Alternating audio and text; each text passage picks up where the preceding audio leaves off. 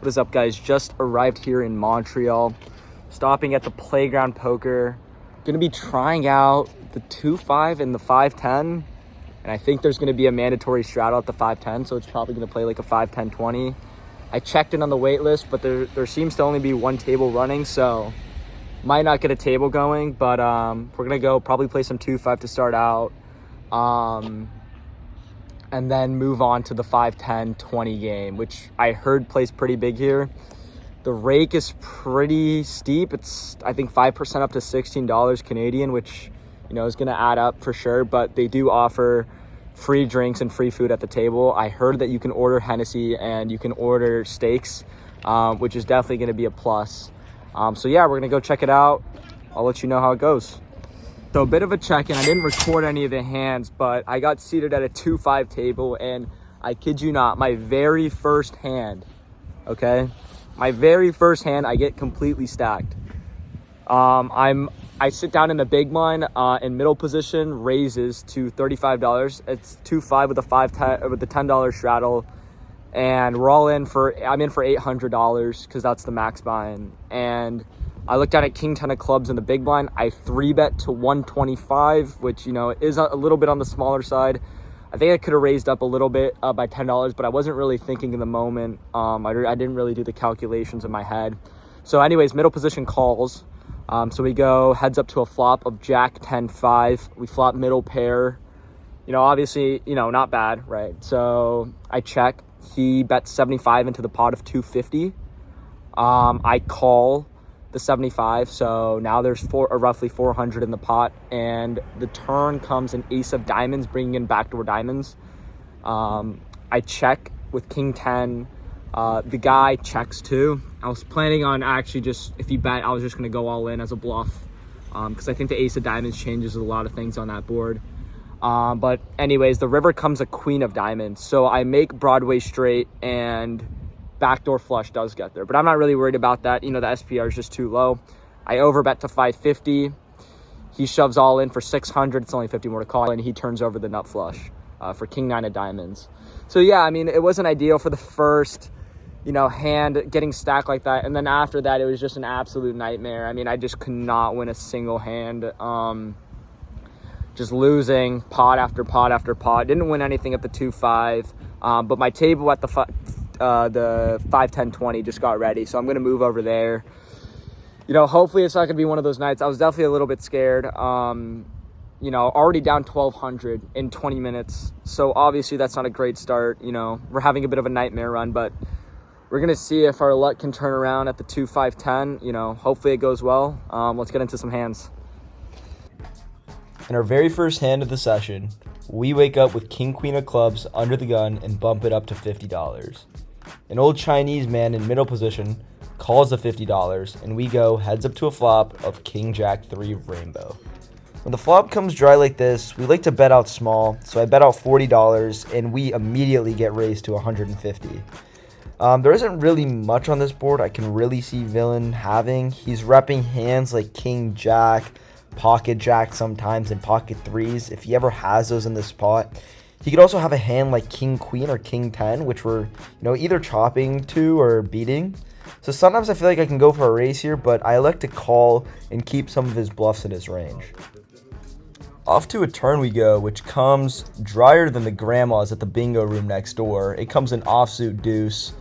We check and flow to our opponent, who decides that that's not enough, and he bets out for $300. We are definitely not folding here. We're really high up in our range. I think there's some merit to going all in here, but once again, I like to go with the path of letting him bluff his stack off to me. So we just cold call his bet, and off to a river we go, and I'm hoping it comes clean, and it comes a 3. So can't really ask for a better river. At this point, I just check, hoping he checks back, but honestly, if he ships it for his remaining 500, I have no problem snapping it off. This board is just too dry, and we don't really have much better here except for sets. But instead, the villain checks, and I flip over my hand, and we are good. So not a bad start to the session. Always feels good to take one down. In our next hand, a drunk fish from the 1-2 table decides to sit down, and he open limps to $20. There are 5 other callers, so when we look down at king 9 offsuit in the straddle, we just decide to check and take a free flop of king 8 deuce rainbow. We flop top pair, not a bad start at all. The drunk guy starts out by betting out $100, which is a pretty large bet, roughly a pot size, and everybody else folds. And when it comes back to me, I think that we're definitely not folding here. We have top pair. I don't think that our hand is good enough to raise, though, and I think oftentimes in spots like this, when there's a drunk maniac at the table, we want to keep a lot of his bluffs in his range. So I decide on just calling and evaluating a turn. Off to a turn, which comes an ace, and I'm not loving it, and I don't think my opponent's loving it either, because when I check, he checks back immediately, and we go to a river, which is a 10 of spades. At this point, I don't think we can get much value, so I just check, and he checks back and turns over king queen. He had us the whole time. King. I have to king too. Are we chopped? You're good. You got it. Listen. Well, in our next hand, we get excited when we look down at ace-king suited in the small blind. A guy across from us raises to $50, and we decide to put in the 3-bet to $200. But unfortunately, everybody folds, so we end up taking down a small pot of only $85. Can't really complain. In our next hand, we looked at a 10-9 offsuit in the button, and when the guy to our right in the cutoff limps, we raised to $80. This could be a little bit aggressive, but I'm happy to go heads up to a flop with the player on our right. He's shown to be crazy in certain spots and tend to overplay a lot of his hands. So he calls, and we go straight to a flop of deuce, deuce 4 rainbow. Doesn't really get much drier than this. The cutoff checks, and I decide on betting out $60, which at the time I thought was good because I think that we should be range betting here quite often. But honestly, in hindsight, I would rather bet a bigger size, like 2/3 to overpot in this spot, because I think that we're supposed to be more polar overall.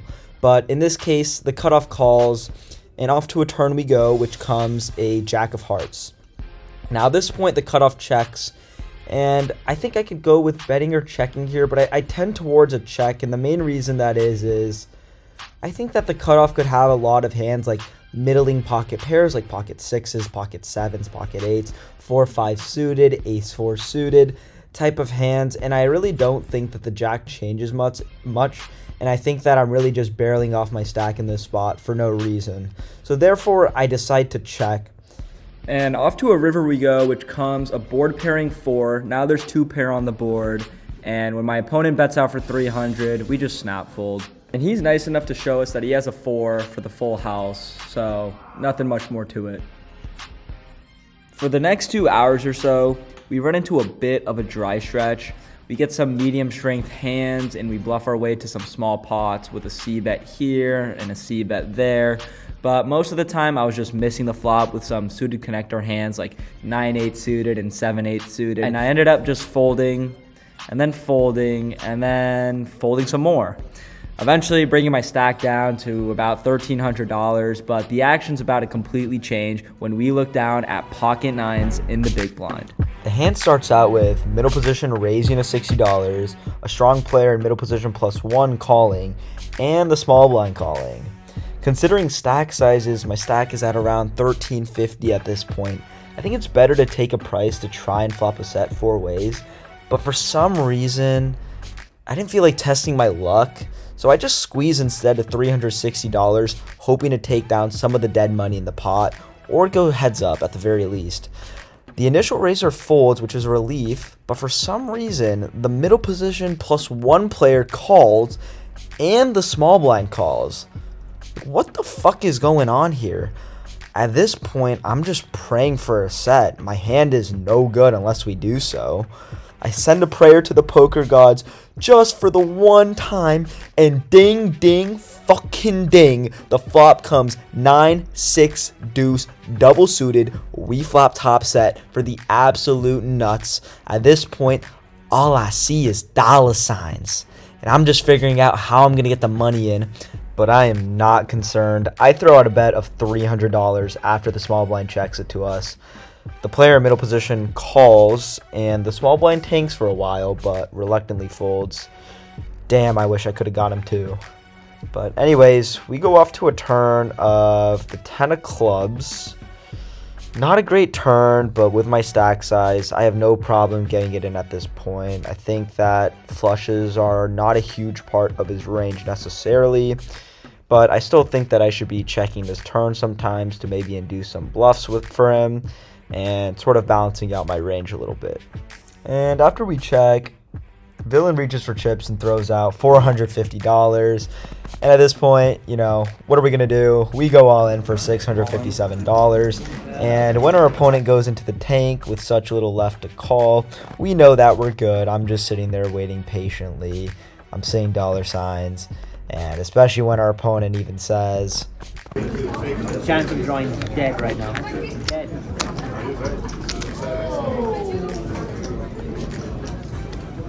$657. 657 total? Yeah. Yeah. eventually he calls, and at this point I'm just praying for a clean river. Please. And we get the 5 of clubs. Absolutely unbelievable. Now so many of his hands in his range just get there, like any pair plus a club gets there now. And somehow we are actually good. We take down a $3,000 pot. Feels great to be in the green and recover from that atrocious 2-5 session we played earlier. In our immediate next hand, we look down at King 9 suited on the button. The low jack raises to $60, wild player in the cutoff calls, and we call with King 9 suited on the button, going 3 ways to a flop of 8, 6, 5, all diamonds. Very connected board, and the wrong kind of red unfortunately, but we do flop a gut shot, and once it checks to us, I decided to just take a free card and take a turn, which comes the 3 of hearts. Once again, it checks to us, and we just check again, and we go off to a river, which is pretty good, a 7 of clubs. So we river a straight, and this time the low jack bets out for $60, and that's not enough for us. We need to go for some value here, trying to target hands like any 4, like ace 4 suited. You could also have 2 pairs like 8-7 suited, potential sets like pocket 3s and pocket 7s. Villain may also have some over pairs that don't contain a diamond, which could be played perceivably by checking both streets. And after I lay out my bet of $200, he lets out a sigh, and I know I'm good, and at this point I'm just hoping he makes the call, and call he does. We turn over our straight, and we are good, and nice to take down a $615 pot to keep our session going. In our next interesting hand of the night, we look down at 5-6 suited in the small blind, and the button limps to $20, as he always does. And we bump it up to 80, we get a caller from the straddle, and the button completes. I tell everyone at the table as a joke that I'm going to flop the nuts, and we kind of do. The board comes 5-6-3 rainbow, we flop top 2, but I don't think this board hits our range too well, and I'm not sure of how to navigate this spot out of position, so I land on a check looking to go for a check raise in the case that anybody bets. But that doesn't happen because both players check, and we go off to a turn of a queen of clubs, bringing in a backdoor flush draw. Now I think it's time to go for some value. I bet $120 for roughly half pot, and the young Asian lady in the straddle calls, and then the button folds. And we go off to a river, which comes pretty nasty. It comes a queen, counterfeiting our 2 pair, and at this point we're now losing to pretty much any 6 because our kicker is just a 5 now. And if she had a queen, she now improves to trips. So I don't really see any value in betting here because it's one of those spots where we'll just be getting called by better, and she'll be folding or re-raising the portion of her bluffing range, which can contain missed straight draws and missed flush draws, which is essentially what we're hoping for her to have. So I just check, hoping to go to a cheap showdown, but instead she bets out for $325 on the river. A pretty big bet, and when facing this bet, I really think about putting in a check raise as a bluff to represent a full house. We have blockers to hands like pocket 5s, pocket 6s, and even some random turn 2-pair hands like queen 5 suited and queen 6, which would have boated up on the river. But my main problem here is that I don't think I would ever really be taking this line with a hand like pocket 5s, 6s, or even a strong queen like ace queen in this spot. I think my line here would just look too fishy, and she wouldn't fold any queen in her range. But I also think that this is one of the few hands that I can bluff catch with in this spot when I take this line. And I think my blockers are relatively good. We block some 2 pairs and boats, as mentioned before, and we unblock missed straight draws and flush draws. So I decide on a call, and she immediately turns over her hand, which actually scares me. I was hoping for a muck, but she turns over king 10 of clubs for a brick flush draw, and we take down a nice pot just over $1,100. In our next hand, we're in the straddle with jiggities. Under the gun +1 opens to $60, and I decide that that's not enough and put in a 3-bet to $250. Now, theoretically, I don't think this is what we're supposed to be doing, being 150 big blinds deep and out of position, but I usually tend towards taking the aggressive route, especially when we're playing at tables that aren't just filled with pros. But clearly, my read is wrong when our opponent 4-bets us to $675, and at this point, I'm in a bit of a pickle. I really don't want to play a pot this big out of position with a hand that's just marginal, and I can't go all in this spot either because that would just be too loose. So I'm contemplating a call or a fold here, but because I think that most people's 4-bet ranges are a little tighter than they should be, especially when playing live, I just end up folding. I 3-bet too light in this spot, and I get punished for it. Anyways, literally 3 hands later, we look down at the exact same combo of jiggities to the suit, once again in the cutoff. I think this is the poker gods giving me a second chance to play the hand correctly this time. The hand starts with the same fish to our right, limping in for $20, and at this point, you guys already know the drill. We bump it up to $80, gotta pay to play around here. It folds back around to the cutoff, and he puts in the call, and we go heads up to a flop of 10-7-7 rainbow. When our opponent checks to us, I decide to get a little sneaky and throw a check back just for overall balance to our range. This board doesn't smash our range at all, so I think this play is okay sometimes. Off to a turn, which is a good one, bringing in a 7. Now we improve to a full house, and it's less likely that our opponent has a 7, which is the only hand we're ever really concerned about in this spot. Our opponent takes our check for weakness and decides to take the betting lead and bets out $100. I don't really see much merit to raising here. We have position and don't need much protection from his value range, like lower pocket pairs like pocket 8s, 6s, and 9s. Plus, I think this is a spot where my opponent will be over bluffing in lots of cases, considering our check on the flop and the board texture. So I end up on just calling, and we go to a river that is the king of spades. I don't love this river, not because I'm no good. This river is just really good for my range and might scare my opponent off from value that I could have made. So like he may be less inclined to continue with a hand like pocket 6s, 8s, and 9s, and any 10x hand significantly becomes worse. Our opponent checks it to us like we expect him to, and now it's time to go for some value. I'm trying to target some hands like low pocket pairs and any 10x that would be a full house.